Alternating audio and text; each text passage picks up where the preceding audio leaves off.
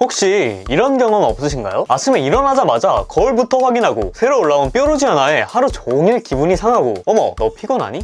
이런 악의 없는 조언에 상처받아본 경험, 수많은 제품들을 써봤지만 밑 빠진 독에 물붓기 같았던 그 기분. 만약 그렇다면 오늘 이 영상이 여러분들한테 한 줄기 빛이 될 거라고 확신합니다. 여드름은 단순히 잘 안 씻어서 혹은 기름진 음식을 먹어서 생기는 단순한 문제가 절대 아니에요. 이건 우리 몸속 호르몬 그리고 유전, 염증 반응이 말 그대로 복잡하게 얽힌 거예요. 오늘 저는 여러분께 여드름이라는 적의 정체부터 우리의 방어선을 구축하는 스킨케어 전략, 그리고 여러분들이 가지고 계신 연고와 약이라는 특수한 무기를 A부터 Z까지 모든 걸 알려드릴게요. 이 영상 하나로 지긋지긋한 여드름 전쟁을 끝내 여러분들만의 승리 전략을 세울 수 있게 될 겁니다. 모든 여드름은 이 4가지 원인 위에서 만들어져요. 이 기둥들이 서로 어떻게 연결돼서 하나의 여드름을 만들어내는지 이해하는 것이 모든 여드름 치료의 첫걸음이에요. 첫 번째 원인은 바로 피지 과다예요. 피지, 즉 기름 자체는 우리 피부를 보호하는 아주 중요한 역할을 합니다. 문제는 과도한 피지예요. 이 피지는 여드름균의 훌륭한 먹이가 되거든요. 그럼 이 피지는 왜 갑자기 폭발할까요? 주범은 바로 호르몬이에요. 첫 번째는 안드로겐이라는 호르몬이에요. 사춘기, 월경 주기에 따라서 이 호르몬이 활성화되면 피지선을 자극해 피지 분비를 늘립니다. 둘째, 스트레스 호르몬 코르티솔이에요. 우리가 스트레스를 받으면 코르티솔이 분비되는데 이때 부신에서는 안드로겐도 함께 만들어내요. 스트레스를 받으면 유독 뾰루지가 올라오는 이유가 바로 이 과학적인 메커니즘 때문입니다. 세 번째는 식습관이에요. 설탕, 정제 탄수화물 같은 고혈당 지수 음식이나 우유 같은 유제품은 우리 몸의 인슐린 유사 성장인자 IGF-1 수치를 급격하게 높여요. 이 IGF-1은 안드로겐을 자극해서 피지 분비를 촉진하고 세포 성장까지 늘려 모공을 막는데 일조하죠. 특히 우유 속에 있는 류신이라는 아미노산은 단백질 복합체를 활성시켜서 피지 생성을 더욱 부추깁니다. 두 번째 원인은 바로 모공 막힘이에요. 과도하게 분비된 피지가 밖으로 나와야 되는데 출구가 막혀버리면 어떻게 될까요? 바로 그게 여드름의 씨앗, 면포의 시작입니다. 우리 피부 가장 바깥층인 각질층은 벽돌과 시멘트 구조로 이루어져 있어요. 벽돌은 각질세포이고 시멘트는 세라마이드, 콜레스테롤, 지방산 같은 세포 간질의 성분이죠. 건강한 피부는 이 벽돌, 즉 묵은 각질이 주기적으로 알아서 떨어져 나갑니다. 하지만 피부 장벽이 손상되면 이 탈락 과정에 문제가 생겨요. 이걸 이상각화증이라고 부릅니다. 제때 떨어져 나가지 못한 각질세포들이 과도한 피지하고 서로 엉겨붙어서 모공 입구를 시멘트처럼 꽉 막아버리는 거예요. 세 번째 원인은 바로 여드름균 증식이에요. 모공이 막히고 피지가 가득 차면 산소가 없는 환경이 만들어집니다. 큐티박테리움 아크네스라는 여드름균이 가장 좋아하는 파티 장소예요. 중요한 건 이 균은 원래 우리 피부에 사는 상주균이라는 점입니다. 문제를 일으키는 건 균 존재 자체가 아니라 약한 모공이라는 환경 속에서 기하급수적으로 증식하는 거예요. 여드름의 네 번째 원인으로는 염증 반응이에요. 피지를 먹고 분해하면서 염증을 유발하는 물질들을 쏟아냅니다. 우리 몸의 면역 시스템은 이걸 침입으로 간주하고 백혈구 군대를 파견해 전쟁을 시작하죠. 이 치열한 전투의 결과가 바로 우리가 보는 붉고 붓고 아픈 화농성 여드름입니다. 이 4가지 기둥은 따로 노는 게 아니라 마치 도미노처럼 순서대로 쓰러지면서 여드름을 만들어내요. 피지가 모공을 막고 균이 증식해서 염증이 터지는 거죠. 따라서 효과적인 치료는 이 도미노의 연결고리 중 하나 이상을 정확하게 끊어내는 거예요. 자, 이제 여드름이라는 적의 전략을 알았으니 우리는 방어선을 튼튼하게 구축할 차례예요. 많은 분들이 여드름을 없애려고 강한 제품을 쓰는 실수를 하는데, 하지만 진짜 전략은 공격이 아니라 방어, 즉 피부 본연의 힘을 길러주는 데에 있어요. 우리 피부는 pH 5.5 정도의 약산성 상태일 때 가장 건강합니다. 이 산성막은 외부 유해균의 침입을 막는 최전방 방어벽 역할을 하죠. 하지만 뽀드득 소리가 날 정도로 세정력이 강한 알칼리성 클렌저는 이 산성막을 쉽게 무너뜨려요. 그렇게 해서 피부 방어벽이 무너지면 피부는 수분을 쉽게 잃어서 건조해지고 외부 자극에 취약해져서 더 많은 트러블들을 유발하게 되죠. 이게 바로 수부지, 수분 부족형 지성 피부가 되는 악순환의 시작이에요. 해결책은 간단해요. 약산성 클렌저를 사용하면 돼요. 세정력이 강한 계면활성제, 특히 소듐 라우릴 설페이트 고농도 제품은 피하는 것이 좋습니다. 클렌징은 빼는 과정이 아니라 지킬 것을 지키면서 더러움만 싹 씻어내는 그런 과정이어야만 해요. 두 번째 원인인 모공 막힘을 해결하기 위해서 각질 제거는 필수입니다. 하지만 피부를 긁어내는 물리적 방식은 금물이에요. 우리에겐 더 스마트한 무기, 화학적 각질 제거제가 있습니다. 여드름 피부를 좋아지게 하는 1등 공신은 단연 바하, 즉 살리실산이에요. 바하의 가장 큰 특징은 지용성이란 점입니다. 즉 기름에 녹는다는 뜻이죠. 이 성질 때문에 바하는 기름 속으로 가득 찬 모공 속까지 깊이 침투해서 엉겨붙은 각질하고 피지를 안에서부터 녹여낼 수 있어요. 항염 효과는 덤이고요. 그리고 아하는 수용성이 나서 피부 표면에 있는 별개선에 좋고, PHA, 파하는 분자 크기가 커서 자극이 적고, LHA는 바하 유도체로 더욱 순하게 작용합니다. 하지만 모공 속 피지까지 해결하는 데는 바하가 가장 효과적이에요. 자, 우리 다시 한번 벽돌하고 시멘트 비유로 돌아가 봅시다. 많은 여드름 치료제는 피부를 건조하게 만들어서 시멘트, 즉 세포 간지질을 손상시킵니다. 이때 보습제를 바르는 건 선택이 아니라 우리 무너진 방어벽을 재건하는 필수 공사예요. 그래서 좋은 보습제는 세 가지 성분을 조화롭게 갖추고 있는데, 첫 번째로 수분제, 성분으로는 글리세린, 히알루론산이 있고, 수분제의 특징은 공기 중의 수분을 피부로 끌어당겨요. 두 번째는 연화제예요. 성분으로는 스쿠알란, 호호바 오일처럼 피부 세포 사이를 채워서 부드럽게 만듭니다. 세 번째는 밀폐제예요. 성분으로는 디메티콘, 페트롤라툼처럼 피부 표면에 막을 씌워서 수분 증발을 막습니다. 그리고 이 중 가장 중요한 핵심 성분은 바로 세라마이드예요. 세포 간지질의 50% 이상을 차지하는 성분으로 피부 장벽의 건강을 좌우하죠. 세라마이드, 콜레스테롤, 지방산이 적절한 비율로 배합된 보습제는 손상된 피부 장벽을 매우 효과적으로 복구합니다. 기억하세요. 여드름 피부 관리는 유분을 없애는 게 아니라 유수분 밸런스를 싹 맞춰서 피부 장벽을 튼튼하게 만들고 스스로 방어할 힘을 길러주는 거예요. 자, 이제 기본 방어선을 구축했으니 여러분들이 가진 특수한 무기를 사용할 시간이에요. 에크논 크림, 파티마겔, 아젤리아, 세비타비. 이름도 어렵고 언제 뭘 써야 할지 헷갈리셨죠? 제가 명확하게 정리해 드릴게요. 이 연고들을 언제 어떻게 사용해야 되는지 한눈에 볼 수 있도록 표로 정리했어요. 에크논 크림은 이브프로펜 피코놀과 이소프로필 메틸페놀, 이 두 가지 성분으로 이루어져 있습니다. 이브프로펜 피코놀은 비스테로이드성 소염 진통제로 염증과 통증을 유발하는 프로스타글란딘이라는 물질의 생성을 효소를 억제해서 차단합니다. 쉽게 말해서 에크논 크림은 여드름균을 잡는 항균제예요. 따라서 에크논 크림은 갑자기 붉고 아프게 솟아오른 화농성 여드름에 스팟으로 사용하는 게 가장 효과적이에요. 다음은 파티마겔인데, 파티마겔의 주성분은 과산화벤조예요. 이 성분은 모공 속에 들어가서 자유산소 라디칼을 방출합니다. 여드름균은 산소를 싫어하는 혐기성 세균이라 산소가 가득한 환경에서는 살아남지 못하고 죽게 돼요. 가장 큰 장점은 항생제하고 달리 내성이 생기지 않는다는 점입니다. 다만 강력한 만큼 피부를 건조하고 자극할 수 있고 옷이나 수건을 탈색시킬 수 있으니까 반드시 소량으로 시작하고 보습을 철저하게 해야 돼요. 다음은 아젤리아 크림입니다. 아젤리아 크림의 아젤라익산은 정말 다재다능한 성분인데, 첫 번째로 비정상적인 각질 탈락을 정상화시켜서 모공 막힘을 예방하고, 둘째로 항염 효과로 붉은기를 완화하며, 셋째로 멜라닌 색소를 만드는 히로시나제 효소를 억제해 여드름이 지나간 뒤 남는 거뭇한 색소 침착, 즉 여드름 자국에 탁월한 효과를 보입니다. 그리고 여기서 멈추지 않고 좁쌀 여드름부터 염증, 그리고 남겨진 흔적까지 다방면으로 관리하고 싶을 때 꾸준히 사용하는 연고예요. 세비타비는 주로 나이아신아마이드를 핵심 성분으로 사용합니다. 나이아신아마이드는 비타민 B3의 일종으로 피지 분비를 조절하고 염증을 가라앉히며 피부 장벽의 핵심인 세라마이드 생성을 촉진하는 등 피부 전반의 컨디션을 끌어올리는 성분이에요. 따라서 어떤 여드름 루틴이나 잘 어울리고 피부의 기초 체력을 튼튼하게 다져주는 역할을 합니다. 자, 마지막으로 정말 끝판왕인데요. 스킨케어와 연고로도 해결되지 않는 중증의 꽤 강한 여드름에 사용하는 최종 병기가 바로 이소티논 같은 먹는 약입니다. 이 약이 제일 강력한 이유는 여드름의 4가지 원인 중 가장 근원적인 첫 번째 원인, 피지 과다를 아주 공격적으로 차단하기 때문이에요. 피지선 자체의 크기를 줄여서 피지 분비를 극적으로 억제하죠. 말 그대로 여드름의 연료 공급을 원천 차단하는 거예요. 근데 이 강력한 효과에는 반드시 따르는 대가가 있는데 바로 극심한 건조함이에요. 피지 분비 억제는 곧 피부, 입술, 눈, 코 속까지 모든 점막이 마르는 현상으로 이어집니다. 따라서 이소티논 복용 중 스킨케어는 완전히 새로운 패러다임으로 접근해야 돼요. 이소티논을 먹고 나서는 여러분들의 피부는 더 이상 지성 여드름 피부가 아니라 약을 먹는 동안에는 일시적으로 극건성, 민감성 피부가 된 거예요. 따라서 클렌저는 가장 순한 약산성 클렌저로 바꾸고, 아하, 바하, 과산화벤조일, 레티놀 등 자극 가능성이 있는 모든 성분들을 중단해야 돼요. 어차피 이소티논이라는 약이 모든 여드름들을 해결하고 있으니까 스킨케어로 이것저것 또 피부를 건들지 말고 피부를 좀 쉬게 두는 거예요. 따라서 보습이 정말 중요한데, 스킨토너, 앰플들을 여러 겹 바르고 마지막은 반드시 세라마이드가 풍부한 고보습 장벽 크림으로 막을 씌워야 돼요. 제로이드, 에스트라 같은 더마 코스메틱 브랜드의 고보습 라인이 좋은 선택이 될 수 있어요. 그리고 입술이 정말 건조해지기 때문에 립밤은 선택이 아니라 필수고, 피부가 빛에 엄청나게 민감해지니까 자외선 차단제는 꼭 매일매일 발라야 합니다. 이소티논은 드물지만 기분 변화나 우울감, 근육통 같은 부작용이 보고되기도 해요. 근데 이건 겁을 주기 위함이 아니라 이소티논을 먹고 나서 마음의 변화를 좀 잘 관찰하고, 만약 걱정 걱정되는 변화가 느껴진다면 그 즉시 이소티돈을 처방해준 그 의사와 상담해야 된다는 것을 알려드리기 위함이에요. 자, 오늘 우리는 여드름의 실체부터 기초적인 방어선 구축, 그리고 특수한 연고와 여드름과의 전쟁에서 승리하기 위한 모든 전략을 살펴봤어요. 핵심은 이거예요. 여드름은 하룻밤 사이에 사라지는 마법은 없습니다. 오늘 배운 지식을 바탕으로 자신의 피부를 정확하게 이해하고 올바른 스킨케어를 꾸준히 실천해서 정확한 스킨케어, 연고, 약을 사용하는 것, 이게 제일 중요해요. 오늘 내용이 여러분들의 여드름 전쟁에 확실한 도움이 됐기를 바라요. 다음에는 피부 광채가 좋아지는 법들을 가져올 테니까 잊지 말고 구독과 알림 꼭 해주시길 바랄게요.